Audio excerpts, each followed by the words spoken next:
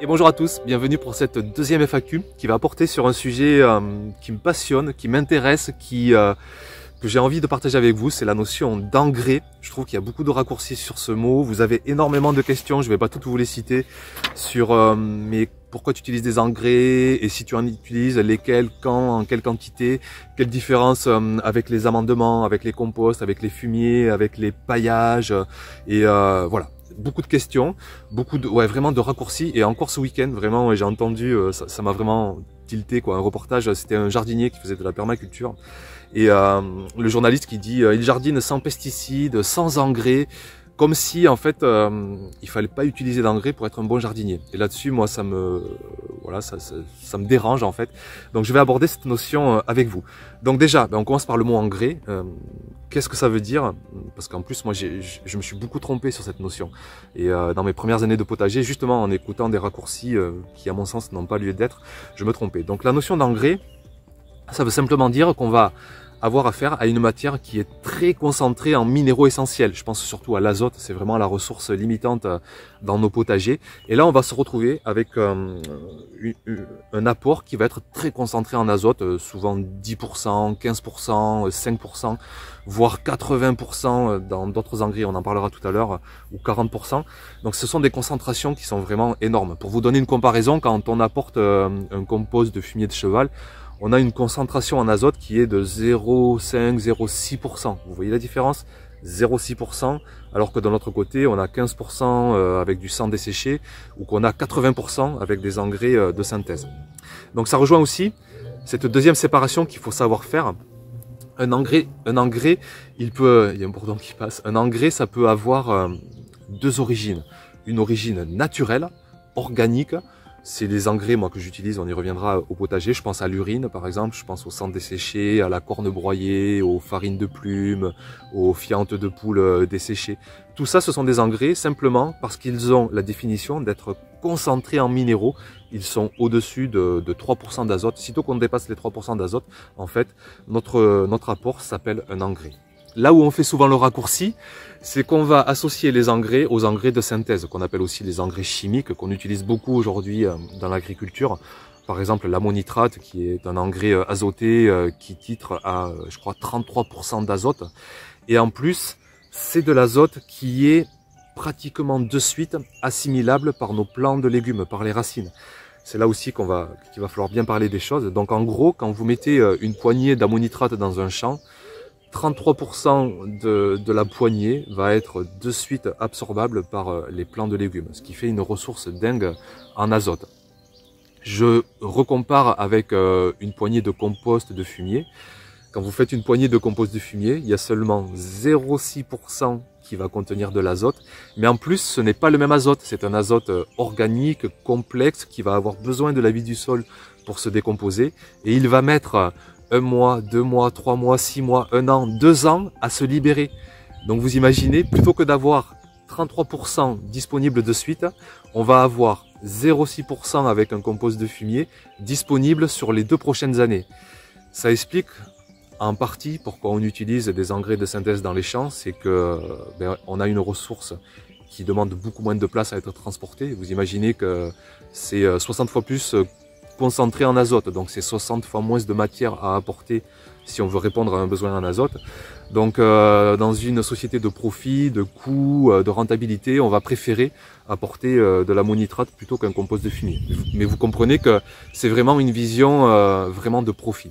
Dans notre potager, est-ce qu'il faut raisonner en profit? Je pense pas, en tout cas moi c'est pas comme ça que je raisonne. Mais par contre je vais raisonner quand même en productivité, j'ai quand même envie que mon potager soit abondant et j'ai quand même envie d'apporter une richesse en minéraux à mes cultures. Et c'est pour ça que parfois, si je fais seulement avec des paillages, avec ce qu'on appelle des amendements, et les amendements en fait c'est des matières qui au contraire sont peu concentrées en minéraux, on est en dessous des 3%. Donc les paillages, les composts, les fumiers, tout ça, ce sont des matières où il y a beaucoup de carbone dedans, il y a beaucoup de structure. Donc ça déconcentre l'azote, il est très peu concentré. Quand vous apportez un paillage de carbone, il n'y a presque pas d'azote en fait, il faut des kilos et des kilos. Pareil quand vous apportez du compost de fumier, quel que soit le fumier, une exception sur la volaille encore qui est assez concentrée, mais sinon, en règle générale, il faut apporter des quantités folles pour avoir assez de minéraux en fait pour nos cultures. Donc voilà pourquoi il faut ne pas tout mélanger. On peut être un bon jardinier et apporter des engrais à notre potager, mais on prendra peut-être soin à apporter des engrais naturels. Les engrais chimiques, les engrais de synthèse, je pense qu'on peut les mettre de côté.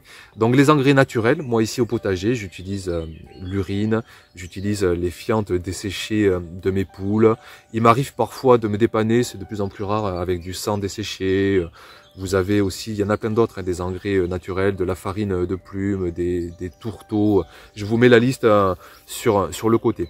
L'avantage donc de ces engrais, qu'est-ce que ça va être? Ça va être que pour des cultures très gourmandes comme les tomates, comme les courges, toutes les cultures estivales en fait. Si on fait qu'avec des amendements, qui sont donc très peu concentrés en minéraux, qui libèrent en plus très lentement des minéraux parce qu'il faut le travail de la vie du sol, il faut que ces molécules complexes se décomposent. Prenons l'exemple du fumier, vous apportez 1-2 kg de fumier à votre sol, il va falloir des mois pour que ça se libère. Et si vous plantez un plant de tomates là-dedans, lui, en quelques semaines, il va lui falloir une énergie de dingue dans le sol, ce qui peut faire qu'à un moment donné, vous allez avoir la quantité de minéraux disponibles dans le sol qui va être inférieure à la quantité qui est capable d'aller absorber les racines du plant. Et c'est là où les engrais peuvent apporter un complément. Tiens, moi je vois que mon plant de tomates, il fait un peu la tronche parce qu'en fait, je n'ai apporté que des amendements. Peut-être qu'entre-temps, en plus, il y a eu des pluies ou peut-être que mon sol en dessous, il bosse mal.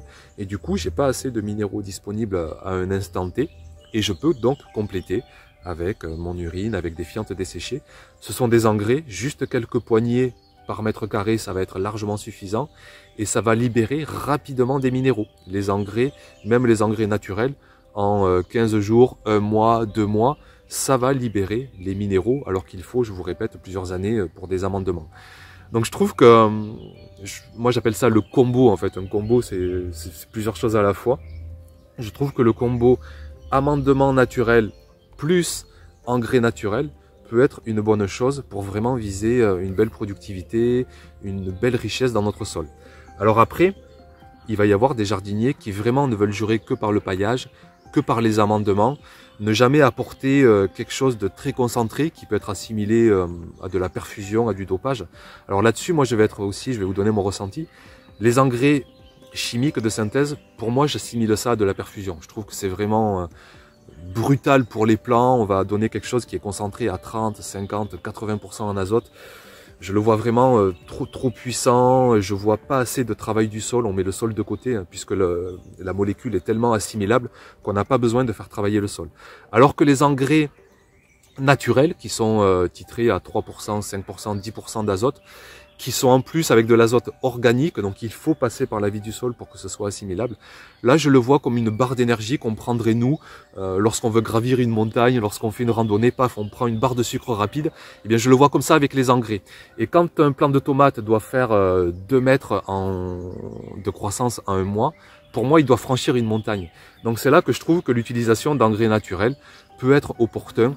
Et puis aussi, c'est à l'œil. Hein. Si on voit que ça marche pas, eh bien, on peut réagir avec des engrais naturels. Donc après, vous pouvez avoir la chance d'avoir un sol qui tourne à tout va, qui dégrade les paillages, vos amendements. Vous pouvez avoir un sol qui lessive très peu les minéraux, qui retient bien les minéraux. Ce qui fait que vos amendements, vous apportez des composts, des paillages. Avec les mois, avec les semaines, ils vont libérer des minéraux. Ils vont les garder dans le sol et le plant de tomate aura tout ce qu'il faut. Donc inutile d'apporter quelconque engrais. Vous pouvez faire avec du paillage, avec des amendements. Mais s'il vous plaît, évitez le raccourci ou évitons le raccourci en disant il utilise des engrais, c'est un mauvais jardinier. Mais pas du tout.